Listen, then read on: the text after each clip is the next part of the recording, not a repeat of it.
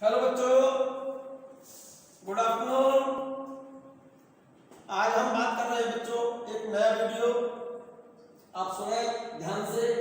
Movement of inertia of different bodies. अलग अलग body का मूवमेंट ऑफ इनर्शिया अलग अलग होगा। फॉर एग्जांपल, जैसे मैं कुछ डेफिनेट से कि बॉडीज का मूवमेंट ऑफ इनर्शिया बता रहा हूं। फर्स्ट पॉइंट देखो जरा ध्यान से। यहां movement of inertia of thin ring. Ring को हम लूप और हुक भी कहते हैं। Movement of inertia of different bodies. मैं मूवमेंट ऑफ इनर्शिया पहले बता रहा हूं। रिंग को हम लूप भी कहते हैं बच्चों और हुक भी कहते हैं। रिंग समझते हो? ये रिंग इस तरह थिन रिंग, इनर रेडियस और आउटर रेडियस जिसकी सेम हो, थिन रिंग की बात कर रहा हूं। थिन रिंग को हम लूप भी कहते हैं और हुक भी कहते हैं। इस रिंग का मूवमेंट ऑफ इनर्शिया है रोटेशनल एक्सिस। नोट कर लेना इस बात को। व्हेन रोटेशनल एक्सिस, ये रोटेशनल एक्सिस है, passes through its center of gravity and normal to plane। जैसे ये रिंग है, रोटेशनल एक्सिस के सेंटर ऑफ ग्रेविटी से पास हो और इसके प्लेन के परपेंडिकुलर, ठीक है ना। जब रोटेशनल एक्सिस रिंग के सेंटर ऑफ ग्रेविटी से पास हो रही है और उसके प्लेन के परपेंडिकुलर है, तब इस एक्सिस के अबाउट इस रिंग का मोमेंट ऑफ इनर्शिया का फॉर्मूला होता है। इसको ग्रेविटी से पास, सेंटर ऑफ ग्रेविटी से पास हो रही है रोटेशनल एक्सिस, इसको हमने IG से लिखा है, इक्वल टू mr², जहां पर m इस रिंग का मास है, r इस रिंग की रेडियस है। क्लियर है बात? दूसरा बोल रहा हूं मैं डिस्क। डिस्क देखी होगी आपने, ये डिस्क, ये रही डिस्क, समझते हैं ना? यस। डिस्क का मोमेंट ऑफ इनर्शिया और सॉलिड सिलेंडर का मोमेंट ऑफ इनर्शिया दोनों का सेम होता है। Moment of inertia of disc when rotational axis passes through its center and normal to its plane। इस प्लेन के रोटेशनल एक्सिस प्लेन के परपेंडिकुलर हो, जैसे ये डिस्क है, तो इस डिस्क का मोमेंट ऑफ इनर्शिया जब रोटेशनल एक्सिस के सेंटर ऑफ ग्रेविटी से पास हो और इस डिस्क के प्लेन के परपेंडिकुलर, तो इस एक्सिस के अबाउट इस डिस्क का मोमेंट ऑफ इनर्शिया चाहिए मुझे, और इसका फॉर्मूला होता है डिस्क और सॉलिड सिलेंडर दोनों का मोमेंट ऑफ इनर्शिया सेम है। ये डिस्क है, डिस्क तो समझ गए ना, देख लीजिए डिस्क फिगर तो ऐसे बनाएंगे ना, ये डिस्क है।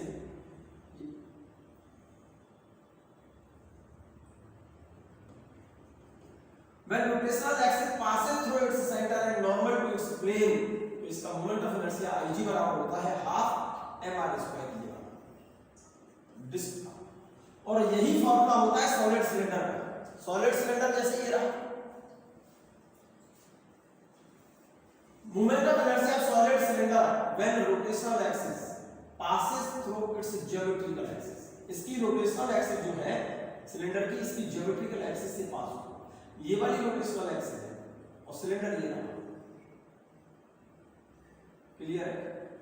आराम से सुनना ध्यान से। जब रोटेशनल एक्सिस इसकी ज्योमेट्रिकल एक्सिस से पास हो रही है, इस वाली एक्सिस के अबाउट, इस एक्सिस के अबाउट, ये सॉलिड सिलेंडर मान लो और रोटेशनल एक्सिस इसके एक्सिस से पास हो रही है ऐसे, ठीक है ना। इसका मोमेंट ऑफ इनर्शिया इस एक्सिस के अबाउट ये सिलेंडर क्या करे, रोटेट करे, तो इसकी मोमेंट ऑफ इनर्शिया का फॉर्मूला यही है ½ mr²। m मास है सिलेंडर का और r इसकी रेडियस है। थर्ड देखिएगा, सॉलिड स्फीयर। सॉलिड स्फीयर जानते होंगे, सॉलिड स्फीयर को? अरे सॉलिड स्फीयर ये तो देखा होगा, स्फीयर तो सॉलिड स्फीयर है, ये रहा। When rotational axis passes through its diameter, तब इस एक्सिस के अबाउट मोमेंट ऑफ इनर्शिया का फॉर्मूला है 2/5 mr²। और अगर कोई स्फेरिकल सेल है बच्चों, स्फेरिकल सेल को हम थिन स्फेरिकल सेल, और इसको हम हॉलो स्फीयर भी कह सकते हैं। क्या कह सकते हैं इसको? Hollow sphere. Hollow sphere, hollow sphere हो या थिन स्फेरिकल सेल हो, ये रहा। हॉलो स्फीयर तो देखा है, खोखला गोला हॉलो स्फीयर, रोटेशनल एक्सिस कहां से पास हो, इसकी डायमीटर से पास हो, तब इस एक्सिस के अबाउट मोमेंट ऑफ इनर्शिया होता है हॉलो स्फीयर का 2/3 mr²। सॉलिड स्फीयर और हॉलो स्फीयर में दोनों का मास अगर सेम है और रेडियस अगर सेम है तो हॉलो स्फीयर का मोमेंट ऑफ इनर्शिया ज्यादा होता है किससे, सॉलिड स्फीयर से। क्लियर है, कोई झमेला तो नहीं, ठीक है। अगला पॉइंट बोल रहा हूं, फिफ्थ पॉइंट देखिएगा, थिन रॉड। थिन रॉड, जैसे ये कोई रॉड है, थिन रॉड मानो इसको, थिन रॉड जब रोटेशनल एक्सिस इसके सेंटर से पास हो और इसकी लेंथ के परपेंडिकुलर ऐसे और ये ऐसे रोटेट करेगा, थिन रॉड, ये देखिए इसकी लंबाई n है और इसका मास m, तो रोटेशनल एक्सिस कहां से पास हो रही है, इसके सेंटर ऑफ ग्रेविटी से, तो इसका मोमेंट ऑफ इनर्शिया होता है 1/12 ml²। Rectangular plate, rectangular plate, rectangular plate तो देखी होगी, अरे ये मोबाइल को आप रेक्टेंगुलर प्लेट मान लो, ये तो लेंथ और ये ब्रेथ, ये रेक्टेंगुलर प्लेट मान लो ना इसे आप, इसका मोमेंट ऑफ इनर्शिया जब रोटेशनल एक्सिस इसके सेंटर ऑफ ग्रेविटी से पास हो और इसके प्लेन के परपेंडिकुलर हो, तो इस एक्सिस के अबाउट मोमेंट ऑफ इनर्शिया का फार्मूला है मेरे बच्चे, इसका मोमेंट ऑफ इनर्शिया का फार्मूला है, लेंथ इसकी l है, ब्रेथ इसकी b और इसका मास m, तो इसका फार्मूला होता है मेरे बच्चे m/12 l² + d², where m is a mass, r is a radius, l is a length and d is breadth। ठीक है, मैं यहां से आगे की बात कर रहा हूं बच्चों। आप ये 6 मैंने केसेस बताए हैं, थिनर रिंग और लूप या हुक बोलते हैं, इसका मोमेंट ऑफ इनर्शिया mr² होता है, कब, जब रोटेशनल एक्सिस के सेंटर ऑफ ग्रेविटी से पास हो और इसके प्लेन के perpendicular. Moment of inertia of disc and solid cylinder, when rotational axis passes through center of disk and normal to plane, और rotational axis passes through geometrical axis of solid cylinder, तो इसका moment of inertia दोनों का same होता है, half mr²। solid sphere, when rotational axis passes through its diameter, then its moment of inertia is given by the relation I = 2/5 mr²। moment of inertia of spherical shell और hollow sphere, इसका moment of inertia का formula होता है मेरे बच्चे 2/3 mr², hollow sphere का, ये hollow sphere का फिगर है। Thin rod, thin rod moment of inertia thin rod का है, जब रोटेशनल एक्सिस के सेंटर ऑफ ग्रेविटी से पास हो तो मोमेंट ऑफ इनर्शिया का फार्मूला है 1/12 ml² rectangular plate, m/12 l² + d²। इन सभी फार्मूला में देखें, m तो मास है, r रेडियस है, l लेंथ है और d ब्रेथ। अब मैं बात कर रहा हूं radius of gyration. Radius of gyration आपसे तभी निकलेगी बच्चों जब आपको बॉडी का मोमेंट ऑफ इनर्शिया पता हो, ठीक है ना। जैसे रेडियस ऑफ गायरेशन सुनिएगा, रेडियस ऑफ गायरेशन क्या है, the radius of gyration of a rigid body about an axis is the distance from the axis whose spire multiplied by the mass of the body gives its moment of inertia about that axis। कोई body है, इसकी ये rotational axis है, ये वाली rotational axis है, इस rotational axis से ये जो डिस्टेंस मानी है मैंने, क्या मानी है, के क्या चीज है यहाँ पर, रेडियस ऑफ गायरेशन को बोलते हैं, radius of gyration. Rotational axis से वह डिस्टेंस है जिसके स्पायर को उस बॉडी के मास से मल्टीप्लाई करते हैं, तो उस एक्सिस के अबाउट क्या निकल आएगा, बॉडी का मोमेंट ऑफ इनर्शिया निकल आएगा। रेडियस ऑफ गायरेशन बॉडी की रोटेशनल एक्सिस से उस डिस्टेंस को बोला जाता है जिस distance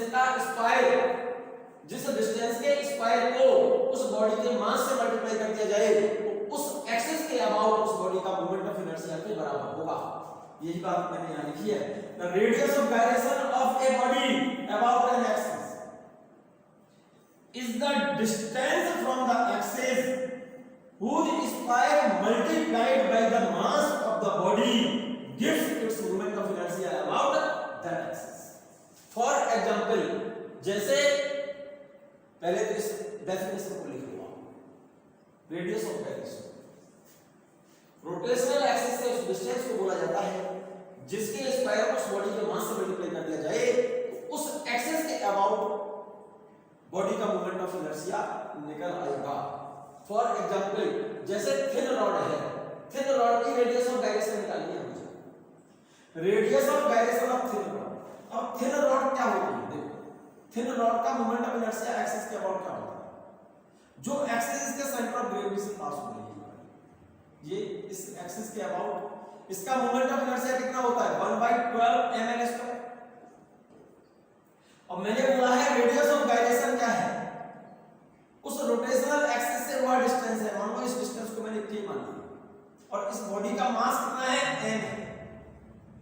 radius of gyration rotational axis से वह डिस्टेंस है जिसके स्क्वायर को उस बॉडी के मास से मल्टीप्लाई कर दिया जाए तो उस बॉडी का उस एक्सिस के अबाउट क्या निकल आएगा, मोमेंट ऑफ इनर्शिया निकल आएगा। तो m² बराबर होगा इस एक्सिस के अबाउट बॉडी के मोमेंट ऑफ इनर्शिया के बराबर।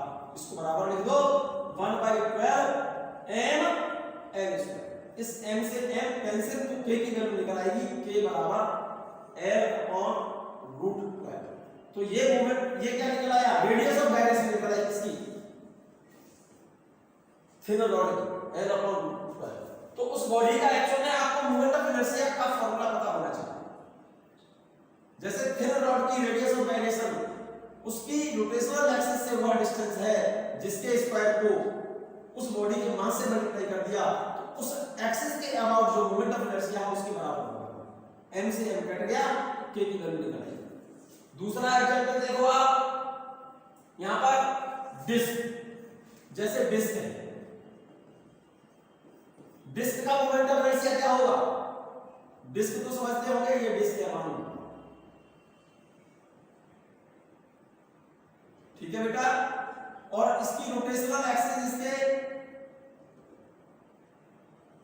सेंटर ऑफ ग्रेविटी से पास हो रही है, इसके about moment of inertia disc का कितना होता है 1/2 mr² होता है।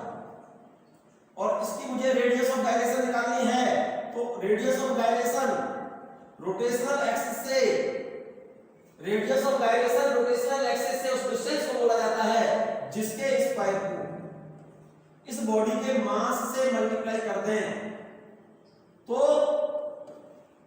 इस बॉडी का इस एक्सिस के अबाउट क्या निकल आएगा, मोमेंट ऑफ इनर्शिया निकल आएगा। तो m² बराबर इस बॉडी का इस एक्सिस के अबाउट मोमेंट ऑफ इनर्शिया कितना है, ये फॉर्मूला आपको याद होना चाहिए। डिस्क का moment of inertia centre of gravity से जब एक्सिस पास हो रही है तो 1/2 mr² होता है। Radius of gyration rotational axis से डिस्टेंस के बराबर है जिसके स्क्वायर को उस बॉडी की मास से मल्टीप्लाई कर दिया जाए तो किसके बराबर होगा, उस बॉडी का उस रोटेशनल एक्सिस के अबाउट मोमेंट ऑफ इनर्शिया के बराबर होगा। यहां पर m से m कैंसिल तो डिस्क की क्या निकल आएगी, रेडियस ऑफ गायरेशन निकल आएगी यहां से r/√। ये बात क्लियर है बच्चों। मुझे जैसे सॉलिड स्फीयर का निकालना है, मान लो मुझे radius of gyration solid sphere की निकालनी है, सॉलिड स्फीयर आप नोट कर लेना इसे। सॉलिड स्फीयर का मोमेंट ऑफ इनर्शिया मालूम है आपको, ये मान लीजिए सॉलिड स्फीयर है,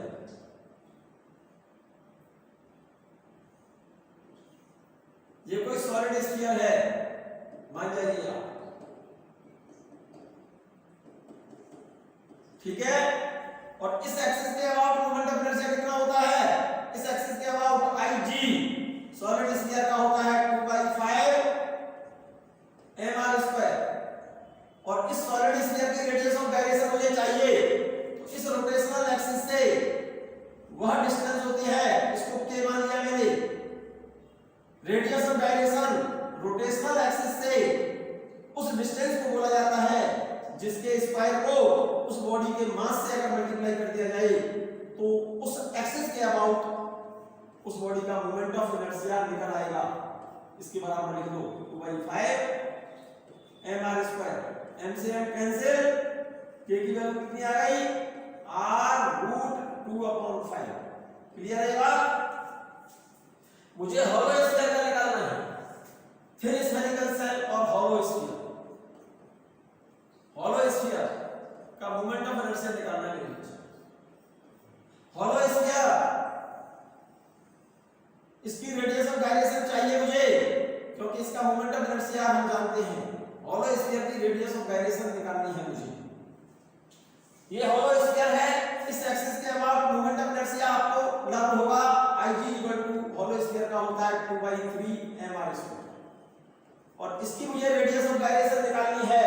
तो इस रोटेशनल एक्सिस से रेडियस ऑफ गायरेशन वह डिस्टेंस है जिसके स्क्वायर को इस बॉडी के मास से मल्टीप्लाई कर दिया जाए, तो यह इस एक्सिस के अबाउट मोमेंट ऑफ इनर्शिया के बराबर होगा 2/3 mr²। m से n से तो यहां से हॉलो स्फीयर की रेडियस ऑफ गायरेशन आ गई k बराबर r√2/3। नोट करिए। यस, मैं कुछ जनरल क्वेश्चन बता रहा हूं बच्चों, ये क्वेश्चन बहुत इंपॉर्टेंट है। ये क्वेश्चन कई बार एग्जाम में पूछा गया है। एक तरह से एग्जाम्पल करके मैंने लिखा है। इसके 2 केसेस मैंने लिखे हैं, एक फर्स्ट और ये सेकंड। फॉर एग्जाम्पल पहले देखो, यहां पर जैसे ये कोई रॉड है, ये बना लो मेरे साथ साथ। ये कोई रॉड है, रॉड समझते हो ना? इस रॉड का ये वाला हिस्सा, इधर वाला पार्ट जो बना हुआ है आयरन का, और इधर वाला पार्ट बना हुआ है वुड, लकड़ी का, और ये है इसकी रोटेशनल एक्सिस। जरा गौर से देखो, इधर वाला हिस्सा तो किसका है? वुड का है, और इधर वाला हिस्सा किसका है? आयरन का। इसका सेकंड केस में हमने क्या किया है? इस रॉड को हमने ऐसे क्या कर दिया? पलट दिया। ऐसे पलट दिया। इसका मतलब क्या है कि आयरन वाला हिस्सा तो इधर आ गया और वुड वाला हिस्सा इधर चला गया। तो जरा देखो, इस केस में आयरन वाला पार्ट इधर है। फर्स्ट केस में इसका मतलब क्या हो गया? रोटेशनल एक्सिस से मास ज्यादा दूर है, और मोमेंट ऑफ इनर्शिया I बराबर होता है mr²। इस पूरी रॉड का जो मास है वही मास इस रॉड का है, जरा गौर से देखना। लेकिन इस केस में ये वाला जो मास है इस रोटेशनल एक्सिस से ज्यादा दूर है, और सेकंड केस में ये वाला जो मास है रोटेशनल एक्सिस के ज्यादा पास है। तो ये मोमेंट ऑफ इनर्शिया इस केस में I ज्यादा होगा, इस केस में मोमेंट ऑफ इनर्शिया कम होगा, क्योंकि सेम मास रोटेशनल एक्सिस से ज्यादा दूरी पर हो तो उसका मोमेंट ऑफ इनर्शिया ज्यादा होता है। अगर वही मास रोटेशनल एक्सिस के पास है तो उसका मोमेंट ऑफ इनर्शिया कम होता है। इस रॉड पर हमने इस वाले एंड पर सेम फोर्स लगाया है। देखो, यहां पर फोर्स हमने F अप्लाई किया है, यहां पर भी फोर्स हमने F अप्लाई किया है। कितनी डिस्टेंस पर? R डिस्टेंस पर। ये भी डिस्टेंस R है। तो इस रॉड पर टॉर्क कितना होगा? टॉर्क बराबर होता है F × R = I × alpha. F तो यहां पर लगाया गया फोर्स है, R इसकी यहां से परपेंडिकुलर डिस्टेंस है, I इस रॉड का मोमेंट ऑफ इनर्शिया है, और अल्फा क्या है? Angular acceleration about rotational axis.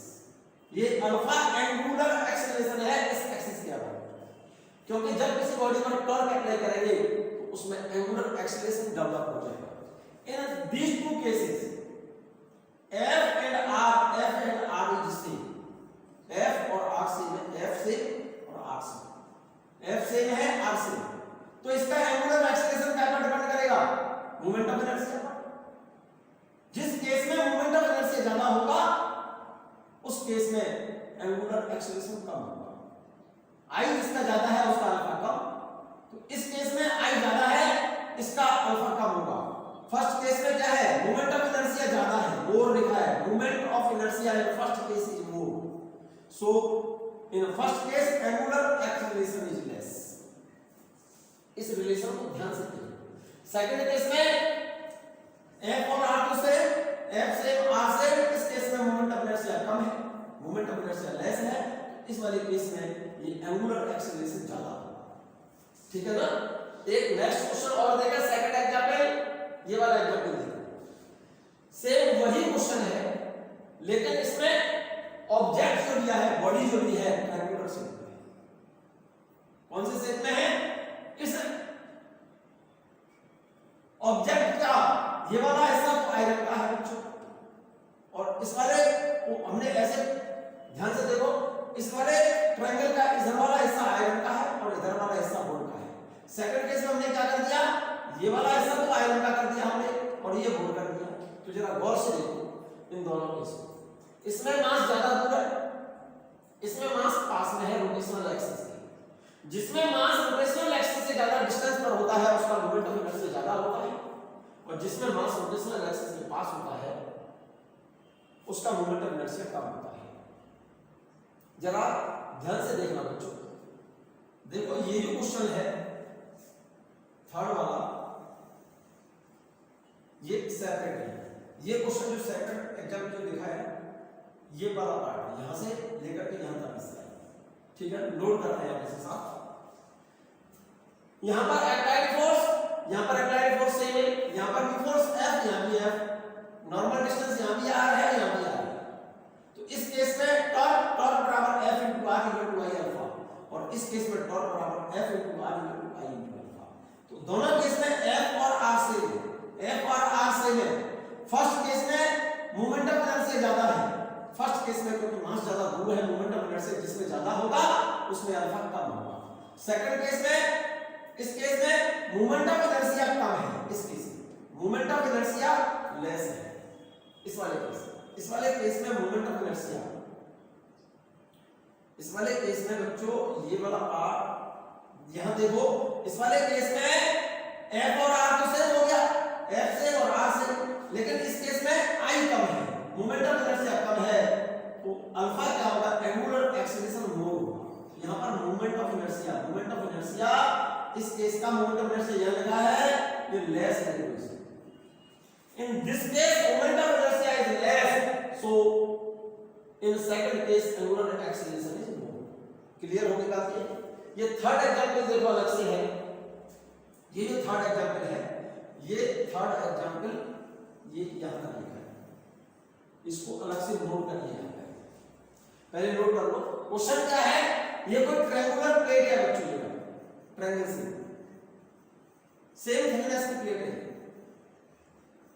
इस ट्रायंगल की ये वाली साइड सबसे कम है और ये वाली साइड सबसे ज्यादा है, और ये साइड इंटरमीडिएट बन। तो क्वेश्चन ये है इसमें ए बी सी, इसमें क्वेश्चन मेरा ये है कि इस प्लेट का AC एक्सिस, AC इस वाली एक्सिस और इस वाली एक्सिस और AB ये वाली एक्सिस, इन तीनों में से किस एक्सिस के अबाउट मोमेंट ऑफ इनर्शिया ज्यादा और किसके अबाउट मोमेंट ऑफ इनर्शिया सबसे कम। फिर से देखो, क्योंकि यार गौर से देखो, ये जो इस वाली जो प्लेट का जो मास है ना, इस एक्सिस के ज्यादा पास में है।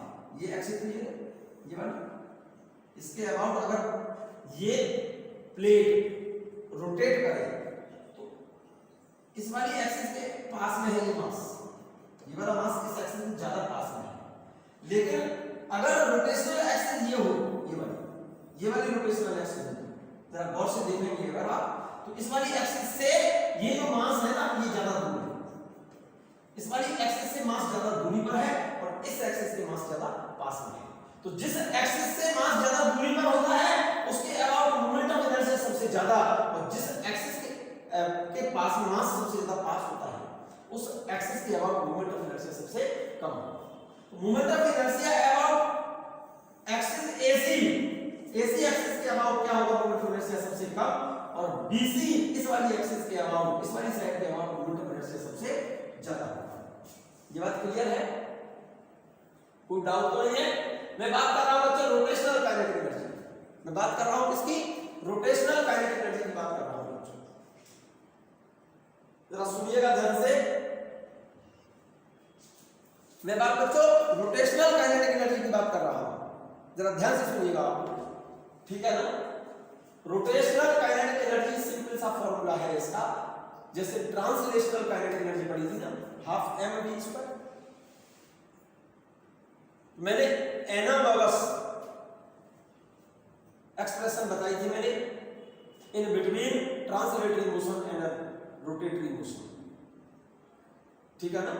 तो मैं यहां पर रोटेशनल काइनेटिक एनर्जी की बात कर रहा हूं, और आपने ट्रांसलेशनल काइनेटिक एनर्जी आप पढ़ चुके हो, हाफ mv² होती है। रोटेशनल काइनेटिक एनर्जी को डिनोट करते हैं kr, आर लिख सकते हो आप इसे, ठीक है ना, के आर, रोटेशनल काइनेटिक एनर्जी। जैसे ये कोई बॉडी है और ये बॉडी इस एक्सिस के अबाउट क्या करे, रोटेट करे, ये तो एक्सिस है और ये बॉडी इस एक्सिस के अबाउट क्या करे, ऐसे रोटेट करे, ठीक है ना। तो इस बॉडी की इस रोटेशनल एक्सिस के अबाउट रोटेशनल काइनेटिक एनर्जी क्या होगी, इस बॉडी के हर एक पार्टिकल की एंगुलर वेलोसिटी सेम है। पहले तो ये नोट करो इस बात को, angular velocity of the all particles of this body about this axis is same. Angular velocity omega क्या रहेगी, सेम रहेगी। इस बॉडी के हर एक पार्टिकल की एंगुलर वेलोसिटी इस एक्सिस के अबाउट सेम होगी। Mass of one particle m और एक पार्टिकल की परपेंडिकुलर डिस्टेंस हमने क्या मानी है, r। इस पार्टिकल का मास m है और डिस्टेंस यहां से परपेंडिकुलर डिस्टेंस इस एक्सिस से r है, ठीक है। तो इस पार्टिकल की लीनियर वेलोसिटी क्या होगी बेटे, it's velocity v equal to r omega. ये सर्कुलर मोशन में पॉइंट पढ़ा था, लीनियर वेलोसिटी इस पार्टिकल की v बराबर क्या होगी, r होगी, ठीक है। तो इस पार्टिकल की ट्रांसलेशनल काइनेटिक एनर्जी क्या होगी, half m v square, half m v square को हाफ m, तो ये रहा, ये वाला m ये रहा, v की जगह पर मैंने लिख दिया r ओमेगा, इसका स्क्वायर करेंगे तो ओमेगा स्क्वायर r स्क्वायर, ठीक है। m into r स्क्वायर की जगह पर लिख दिया हमने, देखो हाफ ओमेगा स्क्वायर तो ये लिख दिया और ये m r स्क्वायर मैंने यहां लिख दिया। ये क्या चीज है, ये मोमेंट ऑफ इनर्शिया है, काय का फार्मूला है ये, moment of inertia.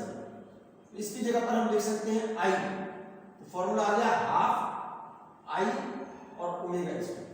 This is the formula for rotational kinetic energy, K बराबर हाफ I ओमेगा स्क्वायर और एनर्जी की यूनिट क्या होती है मेरे बच्चे, जूल। जरा ध्यान दीजिए, definition of moment of inertia in the term of rotational kinetic energy and angular velocity. मैं डेफिनेशन बता रहा हूं यहां पर मोमेंट ऑफ इनर्शिया की in the term of rotational kinetic energy and angular velocity, ठीक है ना। if omega is equal to 1 radian per second, omega की जगह पर 1 लिख दो तो I बराबर क्या होगा, 2k, ठीक है ना। तो यूनिट एंगुलर वेलोसिटी से रोटेट करती बॉडी का मोमेंट ऑफ इनर्शिया उस बॉडी की रोटेशनल काइनेटिक एनर्जी के 2 टाइम्स होगी। यूनिट एंगुलर वेलोसिटी से रोटेट करती बॉडी का मोमेंट ऑफ इनर्शिया उस बॉडी की रोटेशनल काइनेटिक एनर्जी के 2 टाइम्स होगी, ट्वाइस होगी। यही लिखा है, the moment of inertia of a body about A rotational axis is twice the kinetic energy of rotation if the body has unit angular velocity about that axis. ये बात clear होगी, ये बात समझ आ गई बच्चों, क्या लिखा है, फिर से समझ लो इस बात को। If omega is equal to 1, omega की जगह पर 1 लिख दो यहां। अगर ओमेगा 1 है, देखो जरा ध्यान से फिर से इसको, if omega is equal to 1, इसकी जगह पर मैंने 1 लिख दिया तो I बराबर क्या हो जाएगा, I बराबर 2। So the moment of inertia I क्या है,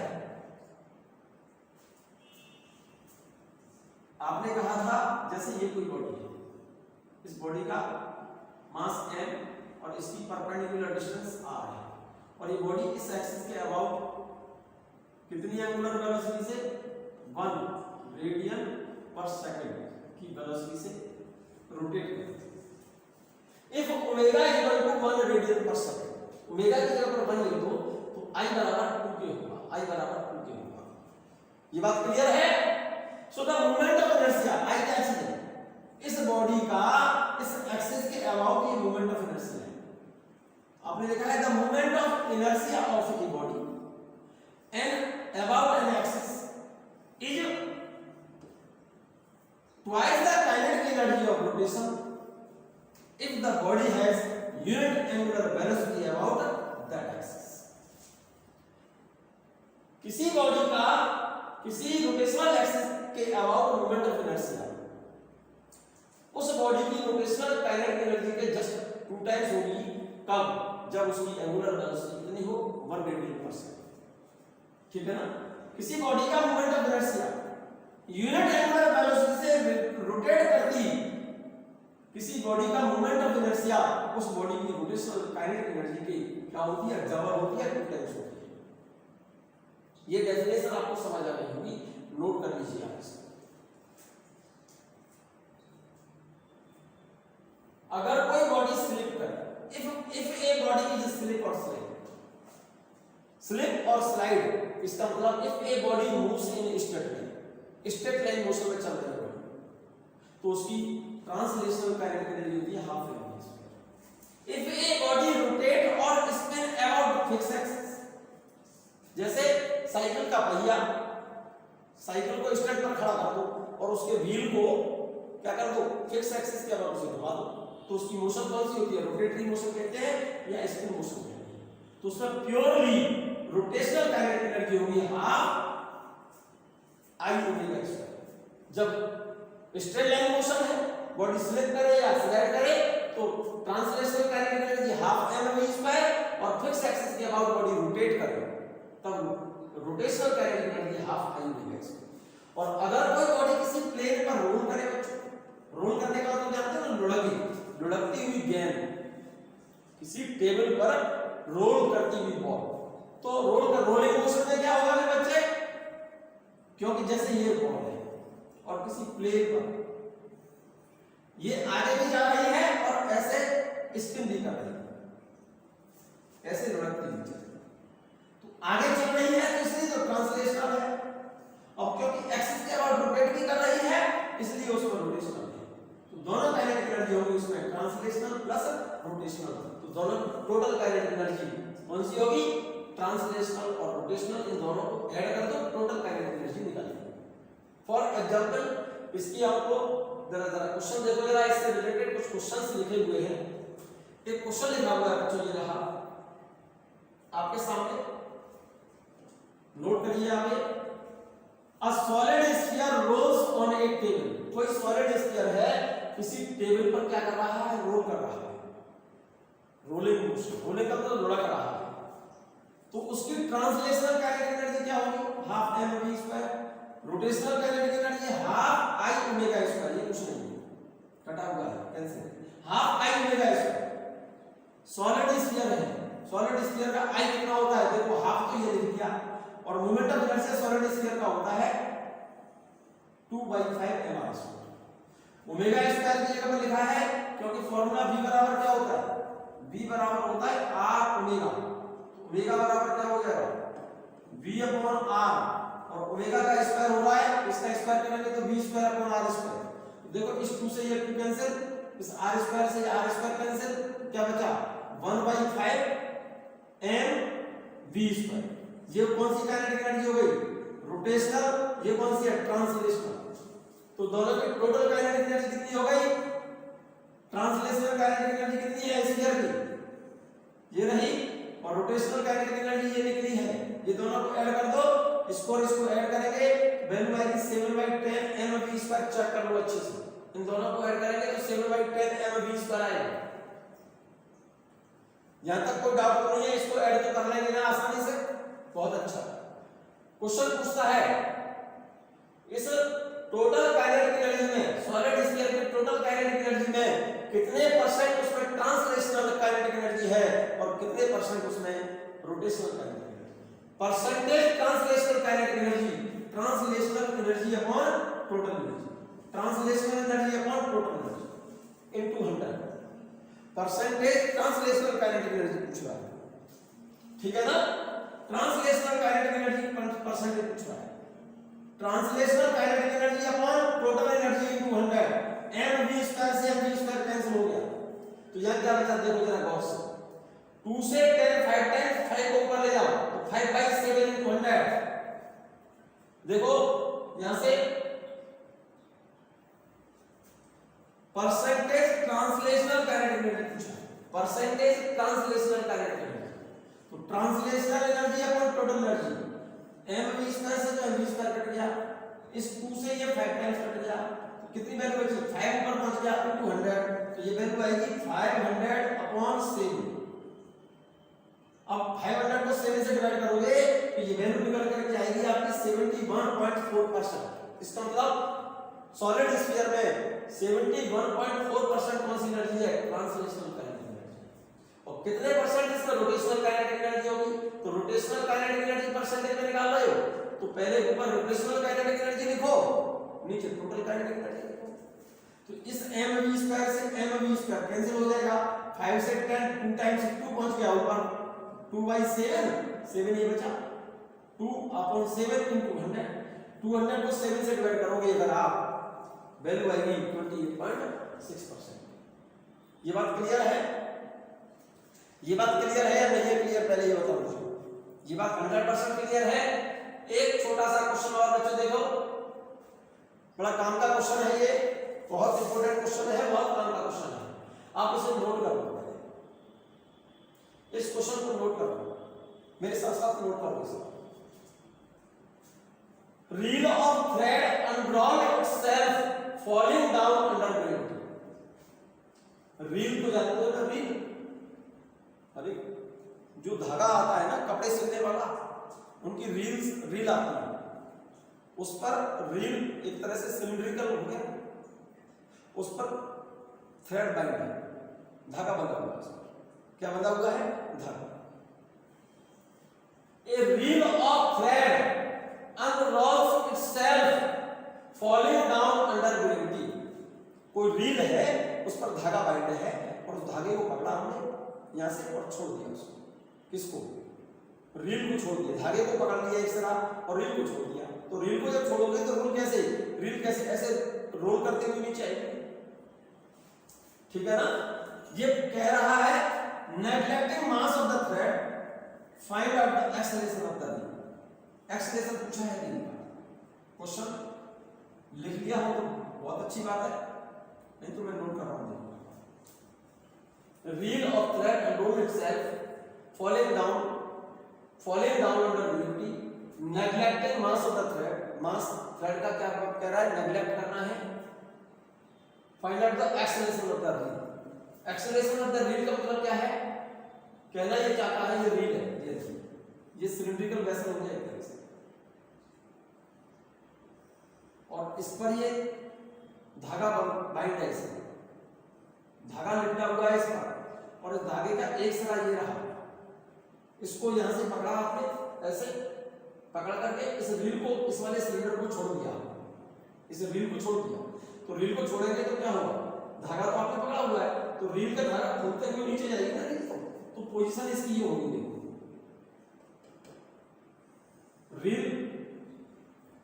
रील से धागा खोलते हुए रील नीचे जाएगी, रोलिंग मोशन लगेगी। इसकी मोशन,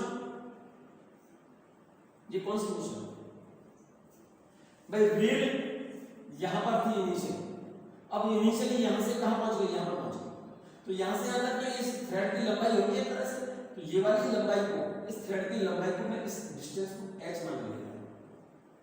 यहां पर इनिशियली इसकी वेलोसिटी कितनी है, रील की 0। जब ये रील h डेप्थ नीचे पहुंचेगी तो इसकी वेलोसिटी कितनी हो जाएगी, पहले तो ये पता लगाओ। तो इक्वेशन ऑफ मोशन इस्तेमाल कर लो, यहां पर v² बराबर u² plus 2as, velocity final v², initial velocity कितनी थी इसकी रील की, यहां पर 0 प्लस 2a एक्सेलरेशन निकालना है मुझे, और ये डेप्थ कितनी है h, ये डेप्थ कितनी है h, v² बराबर 2ah। यहां पर जाकर के रील इसकी वेलोसिटी हो जाएगी v बराबर √2ah। ये बात क्लियर है। अब क्योंकि रील यहां से यहां पहुंची है, कैसे पहुंची है, ऐसे रोल करते हुए, ऐसे रोल करते हुए पहुंची है ऐसे, तो इसका मतलब इसमें कौन कौन सी मोशन है, एक तो ट्रांसलेटरी मोशन है भाई, वेलोसिटी है ना इसमें, और एक ही इस एक्सिस के ऊपर रोटेट कर रही है, तो इसका मतलब ये हो गया इस रील के अंदर दो एनर्जी है, एक तो रोटेशनल काइनेटिक एनर्जी और एक ट्रांसलेशनल काइनेटिक एनर्जी, ठीक है ना। और रील पहले यहां पर थी, अब पहुंच गई h डेप्थ पर, तो यहां से जब रील यहां पहुंचेगी, यहां से रील जब यहां पहुंचेगी तो इसकी पोटेंशियल एनर्जी घटेगी, ठीक है ना। तो रील जब नीचे जाएगी तो loss in potential gravitational potential energy is equal to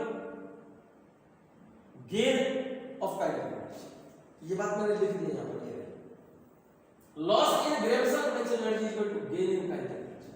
potential energy का लॉस कितना होगा mgh। ये बात समझ आई है कि नहीं आई है भाई? रील आपके रील देखो यहां पर है, फिर से मैं एक बार बता दे रहा हूं उसको, आप समझो इस बात को ठीक से। यहां पर इस पर एक थ्रेड बाइंड है, धागा लिपटा हुआ है इसमें,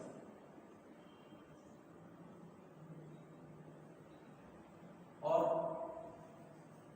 यहां पर ठीक है ना। जैसे ही धागे को पकड़ करके हम इस रील को छोड़ेंगे यहां से, तो रील क्या करती हुई ऐसे रोल करते हुए नीचे, ध्यान से सुनना, धागा तो यहीं पर, रील चल करके ये वाला सिलेंडर जो है, एक तरह से रील कह सकते हैं ना आप इसे, इस रील को सिलेंडर कह सकते हैं आप इसे। वो सिलेंडर आ गया यहां से कितने डेप्थ नीचे, h डेप्थ नीचे, तो यहां से यहां तक जाकर के पोटेंशियल एनर्जी तो घटेगी, और पोटेंशियल एनर्जी में जो डिक्रीज, पोटेंशियल एनर्जी जो डिक्रीज हुई है ना, वो कन्वर्ट हो गई किस में, काइनेटिक एनर्जी। तो इसीलिए लिख दिया है आपने loss in gravitational potential energy equal to gain in kinetic energy. Loss in potential energy कितना होगा mg, और h डेप्थ में नहीं मान ली है mgh equal to gain in kinetic energy. कौन कौन सी होगी इसमें, एक तो ट्रांसलेटरी 1/2 mv², और एक अपने एक्सिस के अबाउट रोटेट भी तो कर रहा है ना सिलेंडर, सिलिंड्रिकल वेसल की rotational kinetic energy half I omega square, यहां तक तो ठीक है।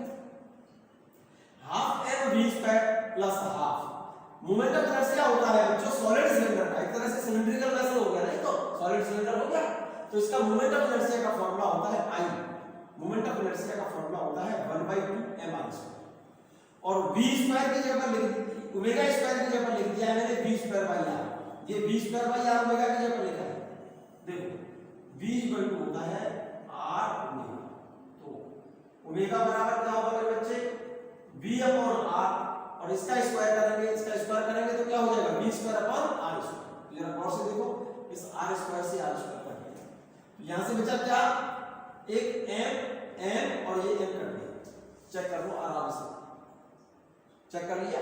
यहां क्या बचा gh, ये रहा 1/2, ये रहा v², ये रहा प्लस 1/2 * 1/2/4, और ये v², इसे और इसे ऐड कर दिया, इन दोनों को ऐड करोगे 3/4 v², यहां तक ठीक है।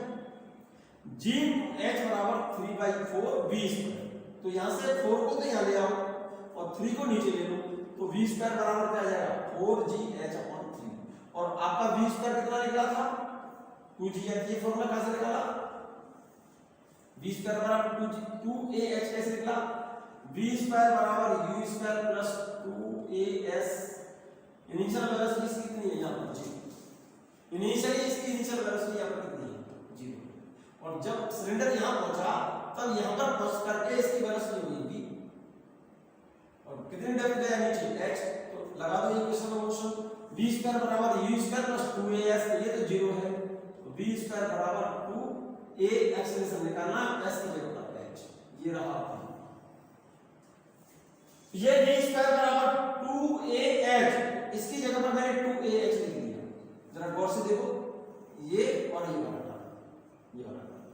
बराबर है, h से h कैंसिल, a निकालना है, इस 2 से 4 को 2 टाइम्स काट दो, 2 से इस 4 को 2 टाइम्स काट दो, तो यहां कितना आ जाएगा, 2 से 4 को काटेंगे तो यहां 2 आएगा, तो a की वैल्यू कितनी आ गई 2g/3, a की वैल्यू ये रही 2g/3। ये बात क्लियर है या नहीं है, पहले ठीक से देख लो अच्छे से, ये बात क्लियर है बच्चों, 100% क्लियर है, बिल्कुल क्लियर है, कहीं कोई डाउट है इसमें, जितना मैंने बोला है बच्चों इसको आप नोट कर लें और इसको रिवाइज करें, और वीडियो एक बार देख करके आप इसको कॉपी पर नोट जरूर करें, फिर से बोलता हूं, ठीक है ना।